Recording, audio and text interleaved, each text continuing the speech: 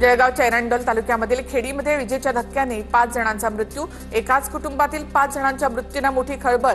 मृतांमध्ये 2 महिलांसह 1 पुरुष आणि 2 मुलांचा समावेश। रस्त्यावरील विजेच्या खुल्या तारांमुळे तरुणाचा दुर्दैवी मृत्यू।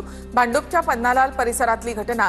परिसरामधील नागरिकांनी तरुणाला सावध करण्याचा प्रयत्न केला, मात्र तरुणाच्या कानातील हेडफोनमुळे नागरिकांचा प्रयत्न अयशस्वी ठरला। राज्यामध्ये 12 ते 14 लाख एकरवरील पिकांचं अतिवृष्टीमुळे नुकसान। मुख्यमंत्री देवेंद्र फडणवीसांची माहिती। तात्काळ नुकसान भरपाई देण्याचे जिल्हाधिकाऱ्यांना आदेश। राज्यातील नुकसानीचे पंचनामे करून सर्वांना मदत दिली जाणार। राज्यामधील झालेल्या शेतीच्या नुकसानी संदर्भात मुख्यमंत्री फडणवीसांची प्रतिक्रिया। जालना जिल्ह्यामध्ये जालन्यात अतिवृष्टीमुळे झालेल्या नुकसानीचे पंचनामे करा। पालकमंत्री पंकजा मुंडे यांचे आदेश। जालन्यामध्ये अतिवृष्टीमुळे पिकांसह फळबागांचं देखील मोठ्या प्रमाणामध्ये नुकसान झालंय। पुण्यामधून माजी मंत्री तानाजी सावंत यांच्याकडनं भूम परांड्यामधील नुकसानीच्या पंचनाम्याच्या सूचना। एकही गाव वगळू नका, सरसकट पंचनामे करा। तानाजी सावंतांचे फोन करून तहसीलदारांना आदेश।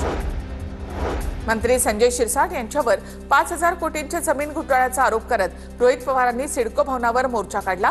बिवलकर कुटुंब स्थानिक नसताना देखील शिरसाटांनी त्यांना जमीन कशी दिली, रोहित पवार यांचा सवाल। तर दिल्लीच्या मुख्यमंत्री रेखा गुप्तांवर हल्ल्याचा प्रयत्न। जनता दरबाराच्या वेळी एकाकडून दगड फेकून मारण्याचा प्रयत्न। रेखा गुप्ता जखमी झाल्याची देखील शक्यता। अटकेमधील हल्लेखोराच्या विरोधात हत्येच्या प्रयत्नाचा गुन्हा दाखल।